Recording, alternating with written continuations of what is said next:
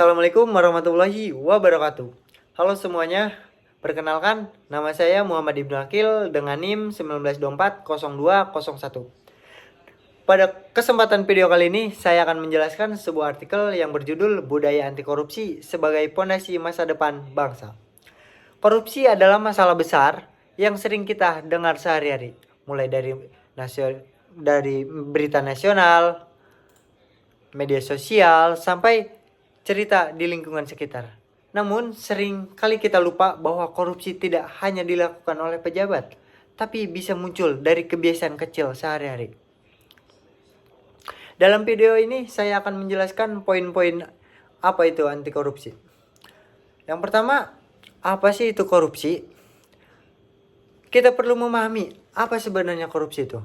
Banyak orang mengira korupsi hanya mencuri uang negara, padahal korupsi memiliki bentuk lain seperti penyalahgunaan wewenang, suap, gratifikasi, nepotisme, manipulasi data. Bukan hal kecil seperti titip absen, membayar untuk meloloskan urusan, atau mencontek juga termasuk korupsi dalam skala mikro. Artinya, korupsi bisa terjadi di mana saja dan oleh siapa saja, bukan hanya pejabat. Contohnya ya, bayangkan saja seseorang membayar uang rokok agar urusannya cepat selesai. Mungkin terlihat sepele, tetapi itu membuka pintu praktek korupsi yang lebih besar. Poin kedua, pentingnya pendidikan anti korupsi. Budaya anti korupsi harus dimulai dari pendidikan sekolah dan kampus. Harus menjadi tempat belajar integritas. Contohnya, tidak titip absen, tidak plagiarisme, tidak jual beli nilai. Mengapa ini penting? Sangat penting. Karena karakter seseorang tidak dibangun dalam satu hari, tetapi dari kebiasaan yang diulang. Kalau sejak muda sudah terbiasa jujur, maka ketika kita kerja nanti kita akan lebih mampu menolak godaan korupsi. Contohnya, seorang siswa yang terbiasa mencontek akan mudah tergoda memanipulasi laporan ketika bekerja nanti. Kebiasaan kecil bisa terjadi dan akan menjadi masalah besar. Poin yang ketiga, penegakan hukum yang kuat. Penegakan hukum menjadi pilar utama pemberantasan korupsi. Hukum harus ditegakkan secara adil, tegas, dan tidak pandang bulu. Saat masyarakat melihat koruptor dihukum ringan, kepercayaan publik hilang. Tapi jika hukum tegas, maka ada efek jerak. Transparansi pemerintah sangatlah penting. Ketika data dan anggaran terbuka, masyarakat bisa ikut mengawasi dan peluang penyelewengan semakin kecil. Yang terakhir, peran masyarakat.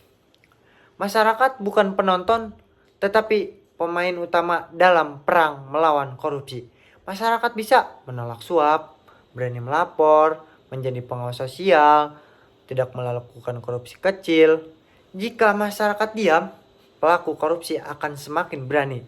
Tetapi jika masyarakat bersuara, korupsi akan sulit terjadi. Bayangkan, satu warga memberi uang kepada oknum untuk mempercepat proses administrasi. Nah, kan akhirnya orang lain ikut melakukan hal yang sama. Dari situ kita harus menjadi anti korupsi. Yang terakhir, mulai dari diri sendiri. Budaya anti korupsi dimulai dari kita sendiri. Tindakan sederhana seperti jujur, tidak mencari jalan pintas, menaati aturan, bertanggung jawab. Jika setiap individu menjaga integritas, maka dampaknya besar untuk bangsa. Perubahan besar dimulai dari banyak perubahan kecil. Kesimpulannya, sebagai penutup, korupsi bukan hanyalah soal uang, tetapi persoalan moral dan budaya.